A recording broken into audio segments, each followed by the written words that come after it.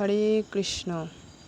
আজকে পাঠ করছি একাদশী, ইন্দিরা একাদশী ব্রত মাহাত্ম্য। তো শ্রবণ করুন। পদ্মনাভ মাস, আশ্বিন কৃষ্ণপক্ষিয়া ইন্দিরা একাদশী। একদা মহারাজ যুধিষ্ঠির শ্রীকৃষ্ণকে প্রশ্ন করলেন, হে জনার্দন, আশ্বিন মাসের কৃষ্ণপক্ষিয়া একাদশীর নাম কি? কি রূপে পালন করতে হয়? তদুত্তরে শ্রীকৃষ্ণ বললেন, হে ধর্মরাজ, এই একাদশীর নাম ইন্দিরা।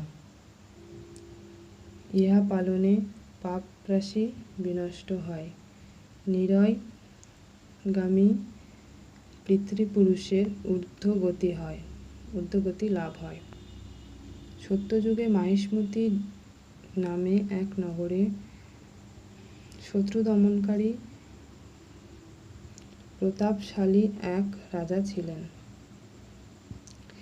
তিনি পৌত্র পুত্র সমন্বিত বিশাল রাজ্যের প্রজাদের নিয়ে রাজত্ব করা সত্ত্বেও ভগবৎ ভক্তি থেকে কিছুতেই বিচলিত হননি। শ্রীহরি সেবা, হরিপূজন, ভক্তসঙ্গে বাস, ভগবৎ ভজনে তৎপরতাই ছিল তার জীবনের প্রধান লক্ষ্য। একদা দেবর্ষি নারদ আকাশমার্গে ভ্রমণ করতে করতে রাজার রাজসভায় প্রবেশ করলেন। রাজা দেবর্ষিকে দর্শন করে করজোড়ে দণ্ডায়মান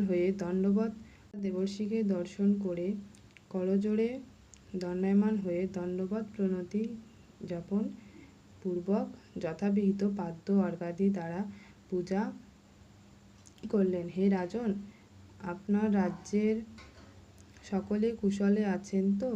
আপনি সদ্বুদ্ধি সদ্ধর্মে সুপ্রতিষ্ঠিত হয়ে চলছেন তো? বিষ্ণুভক্তিতে তৎপর হয়ে চলছেন তো? রাজা বললেন, হে দেবর্ষি, আপনার অনুগ্রহে আমার সর্বত্রই কুশল। আপনার দর্শনে আমি কৃতার্থ। আমার জীবন ধন্য হল। আমার সকল যাগযজ্ঞ সফল হয়েছে।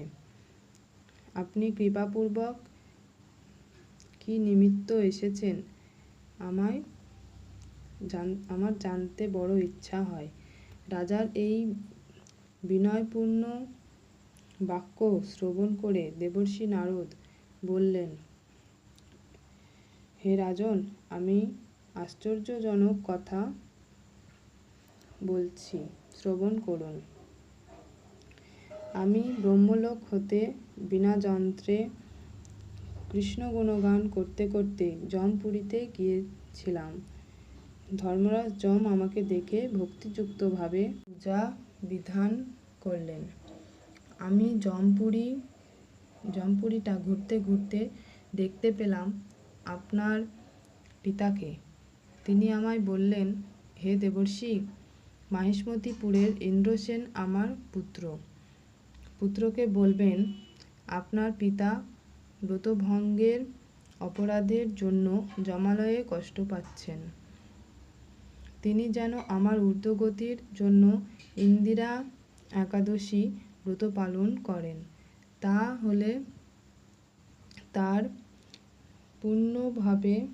পুণ্যপ্রভাবে আমার মঙ্গল হবে।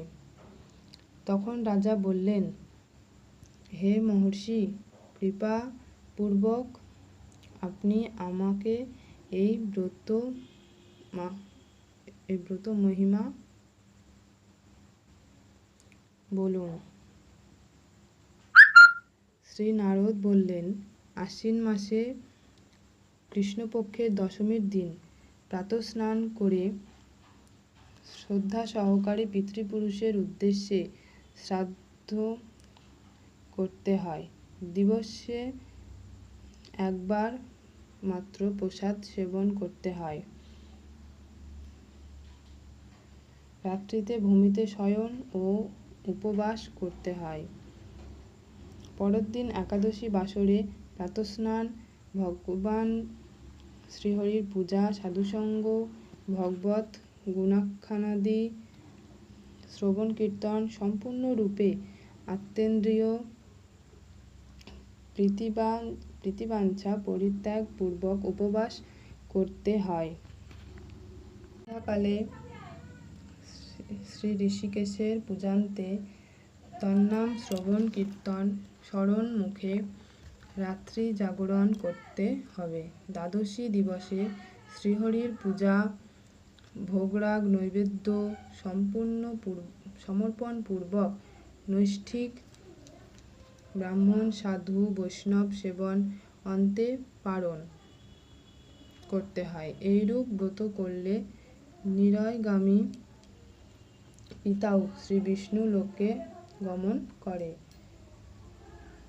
দেবর্ষি নারদের উপদেশে মাহিষ্মতিপুরের রাজা ইন্দ্রসেন এই ইন্দিরা একাদশী পালন করায় তার পিতার বিষ্ণুলোক প্রাপ্তি ঘটেছিল। রাজর্ষি ইন্দ্রসেন নিষ্কণ্টক রাজত্ব করে অন্তকালে পুত্র হস্তে